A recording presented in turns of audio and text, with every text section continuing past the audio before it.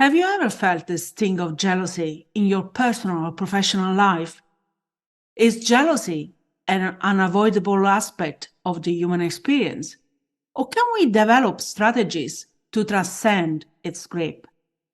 Can gaining insight into the roots of jealousy lead to greater emotional intelligence?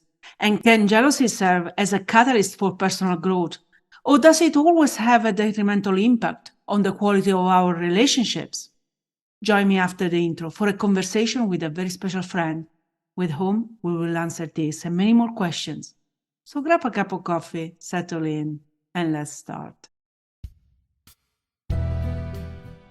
Hi, I'm Rossana D, and this is Forgive and Thrive, a podcast where we explore what thriving in life means and how we can achieve it, irrespective of our past, current condition, and expectations that those around us or society in general may have.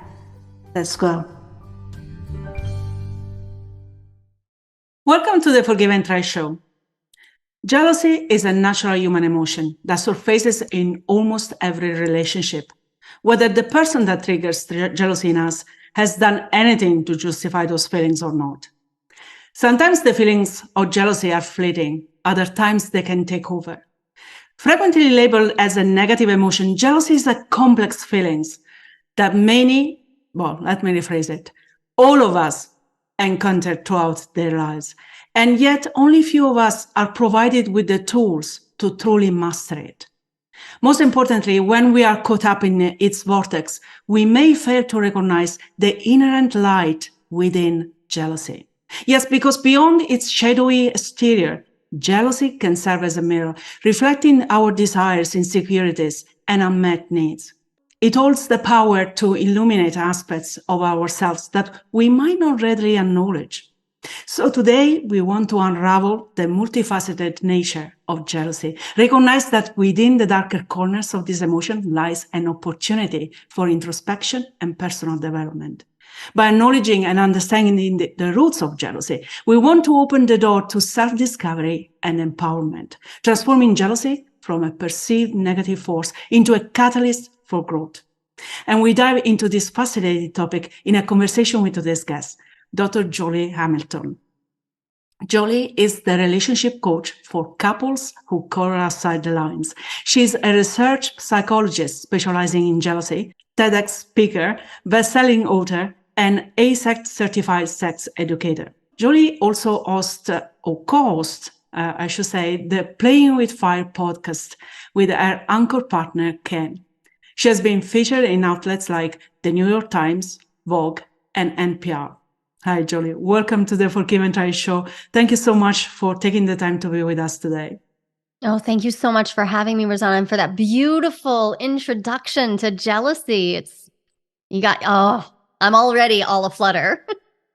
But you may get that obviously is one of those feelings that everybody, me included, has suffered from. So I'm very intrigued to know more and to learn more about jealousy. But before we move into that, I really would like to start with you. And in particular, how did you start with jealousy? And, it might not be the most obvious feeling that we go in and study, is it? Absolutely. And there's the thing, I didn't want to study jealousy at first. I really didn't. When I was choosing my primary research topic, as so many of us do, when we're in graduate school, we're presented with, okay, at some point you're going to have to make a decision about where your focus is. And I really tried not to choose jealousy because everywhere I looked, people said, like, you really want to spend that much time up close with this terrible, awful emotion? Do you really want to have to hear stories about how people are suffering and how this horrible thing is happening to them? And eventually I heard enough people say that I thought, oh, jealousy needs me as much as I need a topic. Jealousy needs an advocate, because I believe that there are no bad emotions, that emotions they're incredibly filled, rich with wisdom, and jealousy tends to be misunderstood as being entirely bad. And while we might not want to revel in it, when we demonize an emotion, it's just terrible. So I started to look a little deeper. And when I looked a little deeper at my capacity to study jealousy, I noticed that if I looked at my own life, jealousy was a theme over and over and over again. And it was a theme for most of my clients. It was a theme for the people I was sharing my life with. So I knew that I had to choose it, even though it was going to be uncomfortable. And the high point has been, it actually hasn't been uncomfortable. Once you get comfortable looking right at jealousy, it's quite lovely because it's telling you something so important, and it doesn't last, right? It just like all of our emotions, it shifts and changes if we can be with it. So yeah, I'm pretty comfy with it now, but I'm with you. At first, I didn't necessarily wanna. I absolutely love what you're saying, because we have this tendency of saying, oh, this feeling, this emotion is negative and this other is positive. And I love what you said, that they are all there to serve a purpose. And that purpose is to tell us something that is going on inside us. And again, if we, as you said, if we can stay for a little longer with that emotion, perhaps we might understand things that we wouldn't have understood otherwise. So thank you for stressing that out. I think it's extremely important. Joli, I would like to start a little bit with the definition, because sometimes we use different words. The most obvious are jealousy and envy, and they might have completely different roots. But there are also others that might seem like a stretch, like, for example, competition, comparison, admiration. Again, they might be a stretch, but perhaps they share the same emotional root. So can we just go through these words and kind of identify what they really mean from an emotional point of view, obviously? Yeah, I'm glad that you're starting here, because first we really should sort out that jealousy and envy are separate, but we tend, when we're speaking the English language, we tend to use them as if they were the same, as if they were synonyms and we could just interchange them. But let's get clear and first say jealousy is a protective emotion that is made of a host of other emotions. That's why we call it a complex emotion. But its core purpose is to alert me to a sense of threat to a valued relationship. Now, this means that jealousy is always about being in relation to others. And very key, jealousy is about this sense that I have a relationship with my beloved. The beloved could be a valued boss or a coach too. It doesn't have to be a romantic beloved, but my valued other. And I feel this threat coming from another person. Now, the person might be real, they might be imagined, they might be Instagram, right? Because we can imagine people out of our social media, but I imagine an interrupter to my valued, loving connection, my desire for this person. And that's the hallmark of jealousy. It's this emotion that alerts me to a potential threat or an imagined threat. Now, envy is a little different. Envy is about, I want what you have, or I long to be who you are. I want to be like you. And these are very different things, because envy is about just me and one other. I want what they have, or I want to be who they are. And then, like you said, there's all these other emotional words. A lot of people throw the word insecurity out and they say, jealousy is just insecurity. Jealousy is just insecurity. And I want to push back on that, because jealousy, what that is, to my mind, is a subjective confession. For the person saying jealousy is just insecurity, they experience jealousy as being deeply tied to insecurity, and therefore probably tied to comparison, right? They compare themselves with others, and when they find that they're lacking, then whoop, insecurity pops up, and now jealousy is present. And so a lot of people they use these words to push the energy of jealousy off in one direction or another. Because here's the thing. If I don't like the word, if I don't like owning my jealousy, and I say, no, jealousy is just insecurity. Now, okay. So I'm left with the word insecurity. What do I do? What's the move? A lot of times when people use that term, what their next move is to say, you need to make me feel secure. If I feel insecure, or they double down on their self-work and they say, okay, I'm feeling insecure. I need to really bolster myself. I need to feel better about myself. I need to work on my self-esteem. And these are all reasonable moves to take. But none of those, like thinking about whether this is a competitive or comparative or insecure emotion, none of those get to the heart that jealousy itself has been named. It has been named in our mythology. It has been named for millennia now. Jealousy is at the heart of our love stories. It is at the heart of our sibling rivalries for the attention of our parents, right? It's too powerful to not entertain it as its own thing. So I don't like to compare it to any other emotion, and instead to just hold it with a lot of honor. Like, it is there from the time we were a little infant, and it is there to try to guide us to protect valued relationships. And a lot of times we do some pretty horrible things. We behave in terrible ways because we don't know how to be with that feeling. And we need to be careful about that. So it's a complicated topic, but there are a lot of words to tease out. And every time someone wanders away from the word jealousy, or they really don't want to own the word jealousy, I will invite them back to, what if it is jealousy? And what if it's okay that you feel jealousy?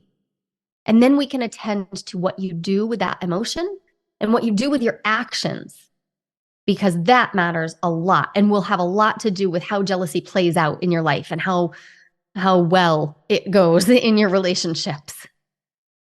That's so interesting. So, provided that sometimes, or more than once, we confuse jealousy with other stuff, with the envy, with insecurity, how do we spot feelings of jealousy through jealousy? Are there characteristics, behaviors, ways of thinking, for example, that we can really associate with jealousy? Yeah. Well, the first thing I ask people to do if they want to start recognizing jealousy is start noticing when you feel threatened or fear about any relationship, and then look for the triangle. Because if you can spot a triangle of myself, my beloved, and my perceived interrupter, this person who I think is gonna mess up my relationship or get in the way, okay, so then we can identify it from sort of a clinical perspective, right? But yeah, jealousy does tend to have some hallmarks in our behaviors. One of them is monitoring. We tend to look at what our partner's doing with what I think of as a jealous eye, right? Like, I view my partner's actions and I'm not imagining the best possible scenario. Instead, I'm looking with this is why they say the green-eyed monster, right? I'm looking with this eye that is looking for them to be showing me that they are turning their attention away from me towards someone else, or I might be monitoring who they're texting, where they're spending their social media. I might be checking in on them. I might have put locators. I might have their Find My iPhone turned on. There's a lot of behaviors. I might also be snooping in their email. I might be like, there are snooping behaviors, all of that. Those are all signs that jealousy is present. And I want to say the behaviors, we want to check those behaviors, because the behaviors aren't actually going to address the relational needs, but they are a sign. So I would like to thank those behaviors and say, okay, they're not helpful for anything except this one thing. They told me jealousy is present. If you are monitoring, if you are hyper vigilant to where your partner is spending their attention, then let's notice that jealousy has entered the room.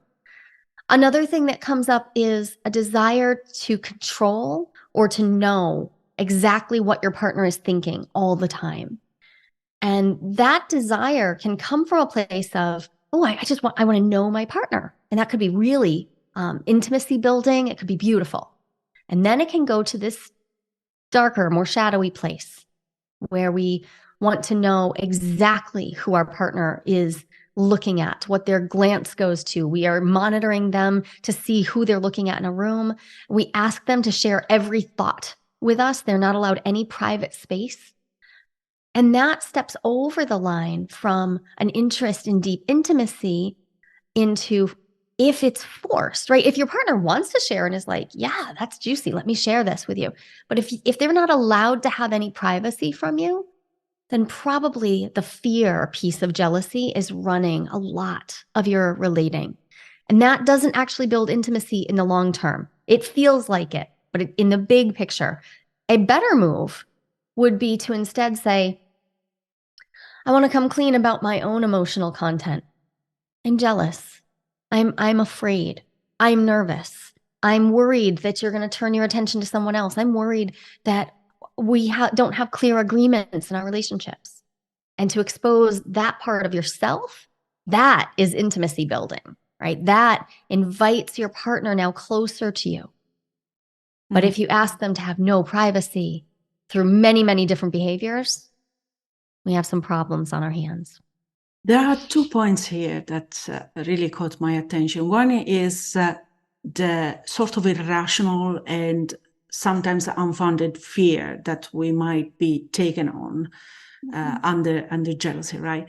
And the work that we have to do on ourselves to understand that that is fear, and most likely it's unfounded. And the other is facing that fear head on and communicate that fear to the partner or the friend or whoever is in that relationship that is triggering jealousy with us. Can we dive a little bit on these 2 aspects, the fear, especially when it's irrational and it's unfounded, and we have monitored the situation and really there is hardly anything, but we still have that inside us. Yeah. And how we communicate that, yes, we recognize that we have that inside us and the quote unquote problem is within us, but we are asking for help. It's like help. Yeah, this is so important because my clients often are seeking some help because they've only been taught 2 things. One, either they should look to their partner when they feel jealous, they should look to their partner and say, you fix this. You're making me feel this. But that's like, they can't make you feel a way. They might inspire it through actions, but a lot of times our emotional content is coming from within, and they can't, even if they were to change their behaviors, they can't actually alter. So let's deal with that. And then the other piece is that we can show up and want desperately to deal with our jealousy, but to do it in a way where we don't have to actually acknowledge the pain, where we don't have to acknowledge the reality that there might actually be stuff going on. So I like this 2-pronged approach you're suggesting. Let's think about, so we have some people who have lots of jealousy going on. It's uncomfortable. I see people come into my practice and they're like, I'm miserable with jealousy, but there's no evidence. Like I see, so there was a woman I worked with recently. She's like, I'm honest with my boyfriend. I watch him all the time. I've asked to read his texts because I'm scared. Like I've looked, I'm paying attention. Like nothing's happening. Joli, nothing's happening. Why am I so jealous? And she's got one set of issues to deal with. And then there's another set. And this is why we don't want to cure jealousy. Jealousy often is also telling us that something is actually going on, right? Like there is some kind of behavior that does need changing or addressing. And so founded jealousy, like realistic jealousy, that should be dealt with too. And we don't want to dismantle jealousy as an emotion, because if you have a person who is mistreating you by violating agreements, or by refusing to have clear expectations about how the 2 of you behave in a relationship, well, darn, you definitely deserve to have that addressed. So we have to look at these 2 different ways it can be playing out, because at the beginning, most people don't know. Most of the times when jealousy rises up, we don't yet know whether we are justified or not in this jealousy. And to some degree, who can decide, like what justifies jealousy? But let's say that you have clear relationship agreements. Let's say your agreements include that you won't go out on dates and you won't flirt with other people. Let's just imagine that, like a pretty typical monogamous perspective. Well, cool. If jealousy is rising up, is it because you have seen a partner flirting, or you've seen a calendar date, or you've seen a hotel bill? Is there something real, some evidence? Or do you have an imagination that will create these scenarios out of the tiniest little grain of sand of evidence? And if you do, why? What purpose is that serving? Because that's always my question. Like, if psyche is putting this in your imagination, what purpose is it serving? And unfounded jealousy can serve a few purposes. One is it can give us something to talk to our partners about. It can give us something to poke and pull and try to pull them in more. A lot of us don't know how to build intimacy. And so if I can imagine jealousy, well, now I have a thing, like a big topic, a conversation we have to have. I can have a way to pull this partner into conversations to reassure me, to constantly refuel my sense of safety in this relationship. Mm-hmm. And yet, over time, like, we know how this goes. Partners usually feel worn down, they feel disbelieved, they can feel accused.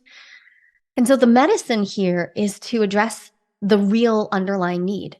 And it takes time. Usually people have to go through some time of recognizing, what is it I'm seeking?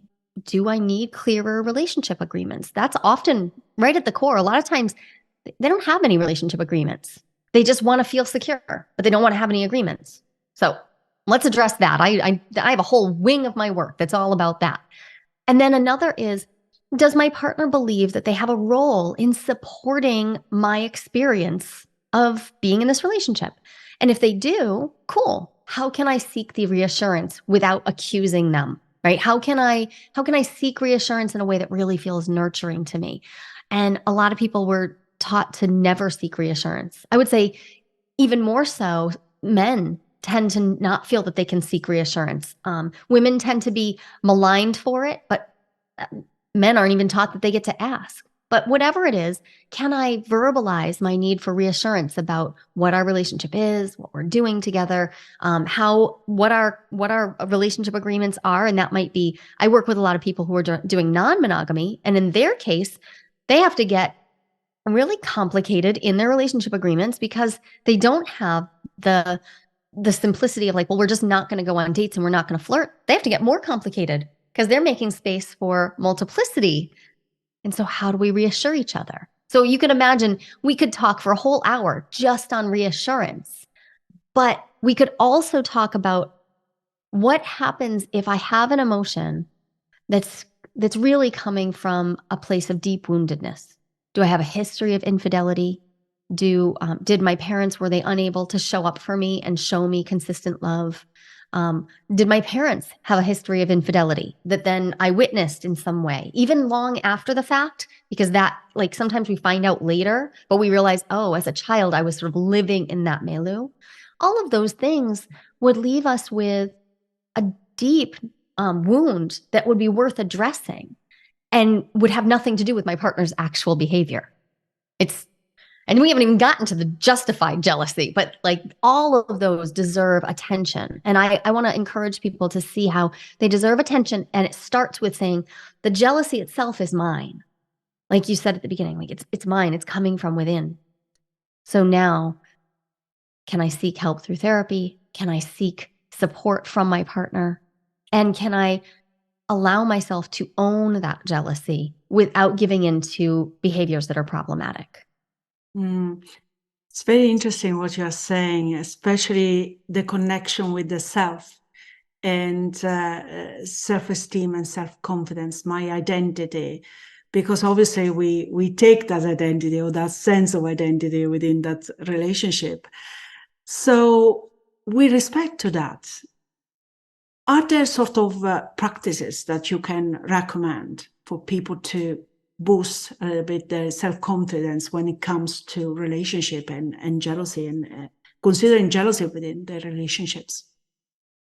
Yeah, you know, there are so many different ways we can approach being with ourselves. There's a lot of talk about self-esteem, but this is deeper than just self-esteem. Like, self-esteem is about the regard I hold myself in, but most of the time when I'm working with people who are struggling with unfounded jealousy, there's no justification. They don't know why. They need to go back and deal with these very deeply wounded child parts who really want to be taken care of in relationship. And one of the things that I feel gets overlooked is asking for our partners to consensually engage with us about this. So frequently we force our partners into a parentified role. We make them take care of us by behaving more and more childlike. We get more irrational, we get more problematic, we start acting out and lashing out and force them to either join us in the sandbox, throwing sand in each other's eyes, that's no good, or we force them into this position of, oh my gosh, okay, I'll take care of them. I'll deal with this. I will keep, and it becomes this parent-child dynamic. The way out of that isn't just to stop, because it would be great. I could just say, so stop that. But we're doing these behaviors because we don't know how to stop them. So I like to think about this as, can I talk with my partner about creating some consensuality around, hey, I have these childlike parts and I'm going to work on reparenting them. And this is hard work for me. Would you help me? Would you be willing to help me help myself? And if your partner is up for that, welcome to a whole brave new world of relating, because now you can get your partner's support to do some of those things. Like, for instance, let's say that you are hypervigilant and you monitor their everything all the time. What if your partner can step in and help you by offering assurance before, like they might offer assurance at the beginning of the day. They might, I ask my clients to use a basic commitment statement like, I choose me, I choose you, let's be in this relationship together. They could just offer you simple, very corny, I know, reassurance. And then they could, let's say before the day has passed, they could ask how you're doing. Like, how are you feeling? Are you feeling secure? They could quite literally lean in and ask, how's it going for you? They could ask you if you need additional support. They could also offer to share what they do want to share. So I've seen people decide of their own volition to share more of their internal world and say, this is what my Instagram feed looks like. Yeah, let's look at it together and let's talk about it. There is a very gentle sort of parentified role there, but you see the difference because your partner got to opt in.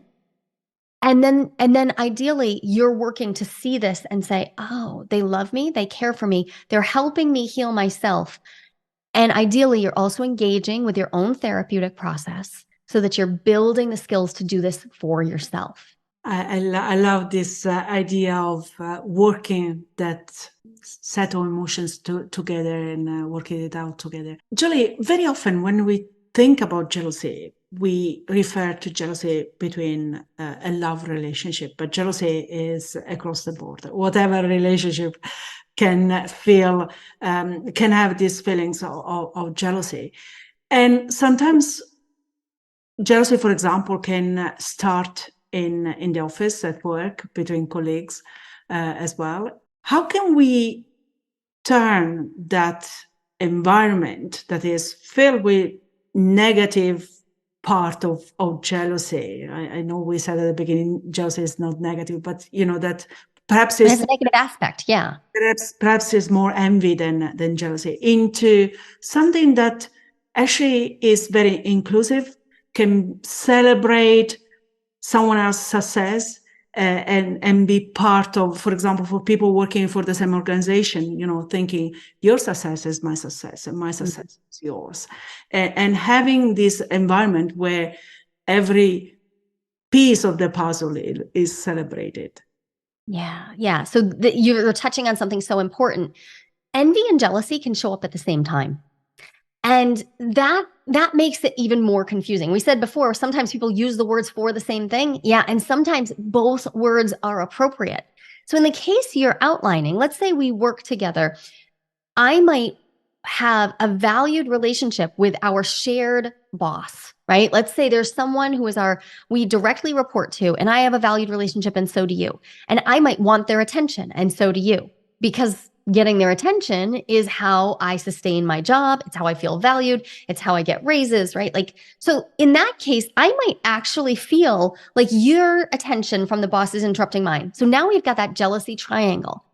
And at the exact same time, I may be feeling profound envy for how you work, for the roles and jobs that you're given, for the projects you're put on, for the way that you move in the office, for the attention you get, all of that. And I might want to be you. And this is where it's helpful to think about Cinderella and her stepsisters. Cinderella, her stepsisters are envious of her. And that energy becomes very destructive, very, very destructive. Now, they're not jealous, because jealous would be if their mother, if the evil stepmother in this situation, if the mother was pouring attention all over Cinderella as well, then we'd have some jealousy in the picture. But instead, we've got envy. And where envy shows up, especially in work environments, it can become really destructive. You're naming that, like, yeah, wouldn't it be wonderful if we celebrated the peace that everybody brings in? Yes. And we also need to allow for the fact that envy can be motivating for some people, right? So we use it because I can see how you move, how you work, what you do, and how you are being in the world. And I can say, I'm gonna work toward that. So envy can be helpful. But then there's the reality that I can't be you. So Cinderella's stepsisters could have looked at her and said, well, she works really hard and she sings beautifully. Maybe I could take voice lessons. But they couldn't make their feet smaller. They couldn't make themselves daintier. They couldn't be her, right? And that leads to that destructive quality. So when we're feeling through jealousy and envy in the workplace or in a team environment, this happens with teammates all the time, I like to ask, like, see if you can sort out the difference between the envy that you feel that's motivating, that helps you see, I want to be like that. And see if you can write that down, like grab your pencil and actually journal about it. Make a list. What are the qualities that this person has that you want to have as part of you? And then I want you to go through and honestly cross off the ones that are just, they're not things you work toward. I am 5 feet tall. I am not going to be taller. If I write down height, I'm going to cross that off, but I'm going to leave on shows up with amazing attitude, is resilient, takes the project on and looks at it in a new way. These are things I can work toward, right? And if I can sort the motivating energy out, now I can keep that part, keep the best of it. And now I'm going to take all of that destructive energy and be careful with it. I'm going to be very, very tender with it because I don't want to point it at the other and try to destroy them. That's just not helpful. But I also don't want to accidentally destroy myself. And that's the real burden of envy, is that I will turn on myself and begin to self-loathe because I am not that. That's where we get close to comparison and competitiveness just ruling our lives. And from my perspective, it's mostly about, can I check my actions? And enlisting a buddy to help keep you accountable. Are you actively promoting your own destruction through negative self-talk, through, destroying your own image at work by not supporting the team environment? It can be helpful to pull somebody into that puzzle. And it could be a therapist, but it could also be a colleague who you do get along with, somebody that you can let just be in this with you and say, wow, I'm really struggling with this and I want to work on it. So for someone that is really struggling and has these feelings of jealousy and perhaps a mix with envy as well, what would you advise them to do specifically? I mean, if they are left on their own dealing with those feelings, where they can really start? Yeah, if you feel like you have to work this from your own side, then the very first thing to work is the way you talk to yourself. Because so many of us are making these problems bigger by continuing the inner narrative that is self-demonizing, is destructive. And the best thing we can do is to not try to flip it all the way to the other side and say, I'm amazing and I'm perfect. And don't try that. Your psyche knows It knows you. It knows that you're telling too big a story, right? Instead, what can you do to shift a little bit? What's the tiniest shift you can make to say, "Oh, I see that they got the new project. I see that, and I'm valued here too. I have a role here too." And shift that inner talk one fragment at a time.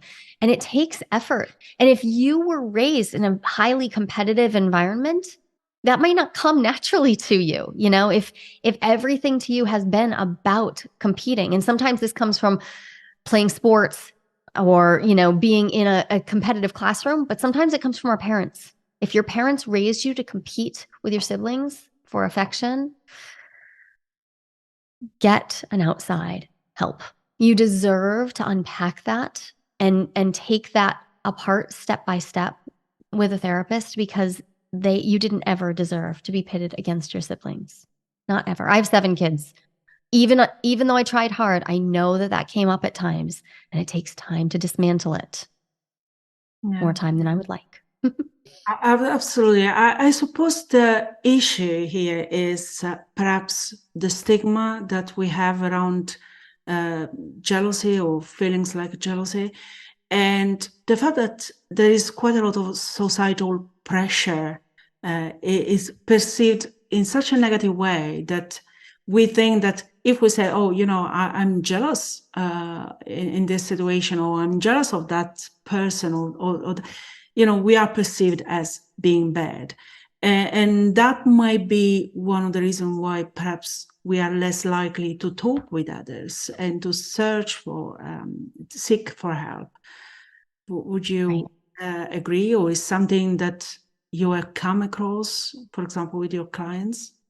Yeah, it's, we so frequently feel alone in these problems, right? There is this deep stigma.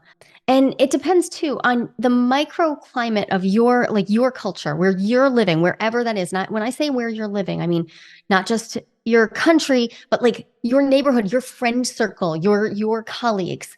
For some of us, the very notion of just acknowledging that I am jealous or envious or that I'm sad, right? There's stigma attached to all of that. And so if you're living in that kind of environment, then doing some of the things I've been suggesting is a huge step. And I want to acknowledge what a big step it is to just say, "Oh, what if emotions are information, not morality? What if I don't need to moralize my own emotions?" I mean, that's an enormous step to take. And so that might be where to start, to just begin sitting with emotions. There's a great book called Constructive Wallowing.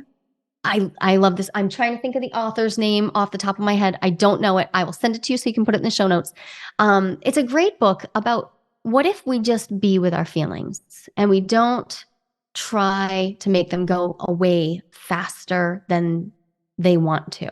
And this isn't about just like behaving any way we want, becoming destructive, becoming problematic. It's also not about staying in it so that we can get attention, so that we can make people do things, right? It's about being patient with ourselves while we actually feel the stuff, while we actually feel through whatever it is coming up for us. And I personally still find that incredibly challenging, especially so for me, anger. I don't demonize anger. It's easy to be with anger. Jealousy took years and years and years. At one point in my household, we actually banned the word jealousy. We wouldn't use it. You can imagine how helpful that was. That is to say, not at all. So what we banish, we only make louder. We don't shove stuff into the shadow. So if you're dealing with it, one way is to start with an emotion that's not the hardest one. Right? Do you have a difficult emotion that isn't the hardest emotion for you? Can you maybe tolerate sadness and practice admiring sadness for what it brings? Can you practice being with anger and seeing all the ways that helps you make change in the ways that you need to, and then move toward envy and jealousy that might be more challenging for you, or it might feel like you don't have any support with those. I absolutely love what you're saying here. And you mentioned something very, very important. Acknowledge your emotions, stay with them, but don't stay with them too long, far too long. That can become damaging. And on that particular aspect, I would like to ask you about forgiveness and thriving, which is obviously the title, well, Forgive and Thrive of this podcast. So for me, these are two very critical concepts. And in particular, I can, think of forgiveness as accepting whatever has happened. For example, in the past, you cannot change that. Accepting that you are experiencing a feeling, a particular emotion, acknowledge it, but then don't make it stick to you for forever. Move on, and that is what opens the door to thriving again. And for me, it was really a sort of roadmap that I found, and on my own personal life, and it was so fitting with the podcast. So I would like to ask you about forgiveness, or self-forgiveness in particular, and is there an element of jealousy that perhaps we need to forgive ourselves for in order to thrive and have thriving relationships? Yeah, I think that this is exactly why it's such an interesting conversation to have with you. And I mean, I do a lot of interviews. You have asked different questions, and I think it is because you come at life with this lens, this perspective of like, well, where does forgiveness fit into this puzzle, piece of the puzzle?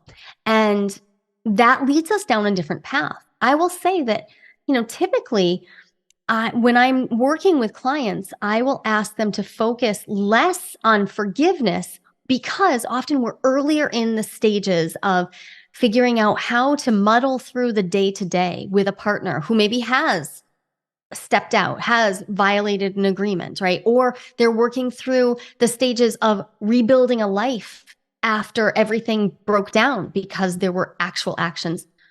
And they aren't at the spot yet where they can just like, they can't just forgive, like, oh, I'm just going to flip a switch and boom, it's just happened. And they definitely aren't at a spot yet where they want to forget because they're building their new reality based on what they've learned, right? So I tend to have less people who are in that stage. However, it's really interesting to see what happens when people come back years later. And one of the pieces that often needs to happen is a level of forgiveness, like you said, of the self. And it's challenging because with jealousy, some people will take all of the burden of it and say, what did I do to make my partner take these actions? Or they'll take the jealousy and say, what's wrong? Why am I broken that I have this feeling of jealousy, even though my partner's not doing anything? And that becomes malignant, right? That becomes so self-harmful. And I still find myself getting into that self-talk of, wow, yeah, if only I had done something different, right? And in that case, practicing self-forgiveness, practicing being really, really patient with the feelings, and then allowing a process of moving through and allowing a letting go to happen almost of its own volition.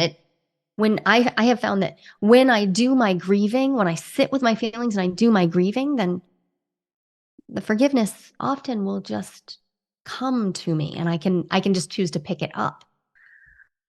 But with jealousy, that can take a long time. And if you're not ready to forgive, I have found that when people try to force it, usually they're only harming themselves more. And then there's the other piece with jealousy, which is, should I forgive a partner who has inspired jealousy through action, right? Like, let's move away from those people who have unfounded jealousy and into the ones who, yeah, stuff happened. And the jealousy served its purpose, right? It did its job. It told you that there was a threat. And you then addressed that threat, whether you got back together with this person and healed and moved forward, or whether you broke it off.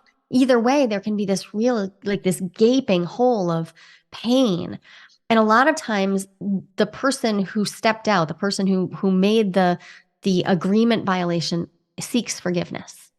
And a lot of times they want it immediately, right? Like they want to, as soon as it's found out, they want to rush to forgiveness. And I'm guessing that you talk about this a lot, that there's a slowness that we need to accept, a patience that we need to have with ourselves, and ideally with anyone that we're seeking forgiveness from, that if we force it, it will lack congruence. It will lack its truth and its authenticity. And so sometimes we have to simply bear the being with this uncomfortable feeling and not try to force the forgiveness, and instead invite it closer. I think the image that's coming to mind is I'm sitting in a campfire. I want to invite that forgiveness to come sit next to me, but I can't try to just jump at it and lunge because it'll probably run away. Beautiful image. I always say forgiveness is a journey, but it could be very, very similar. Joli, I'm aware of the time, and before concluding this lovely conversation, I would like to come back to you and asking if there is anything that you are working on, planning. 2024 is basically upon us. So is there anything that you would like to share with us?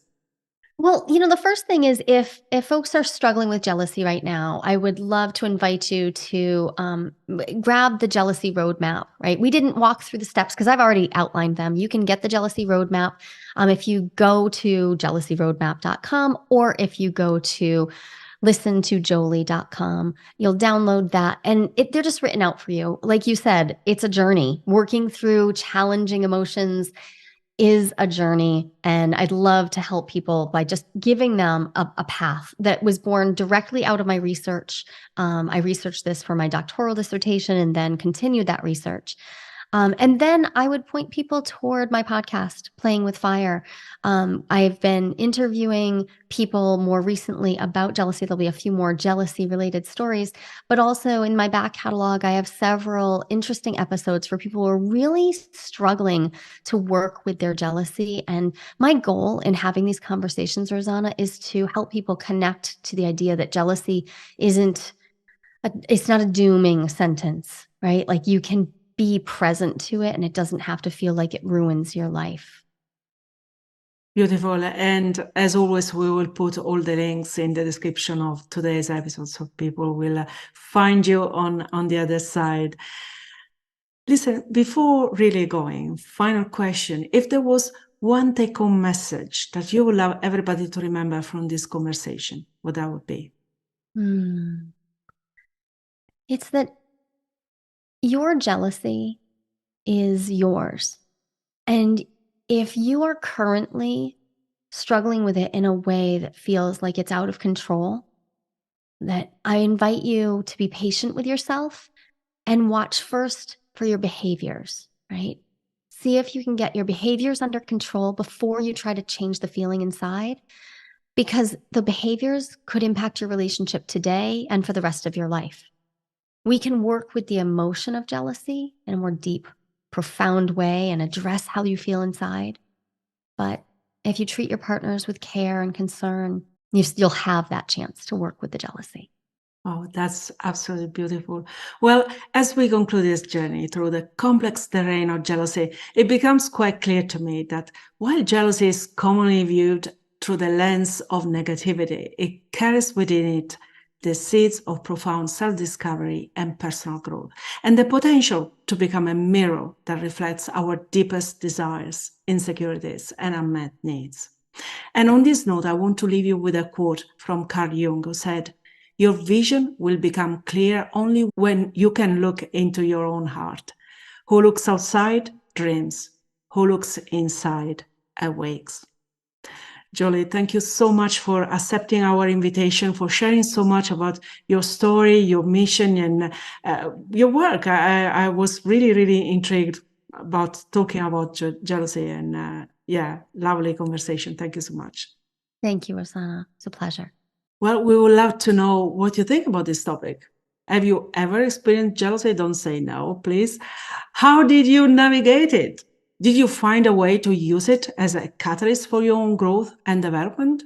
If so, let us know how it went. But if in contrast, you often find yourself struggling with making sense of feelings of jealousy, well, I'm sure there's plenty of information and tips in today's episode to kickstart your self-reflection journey.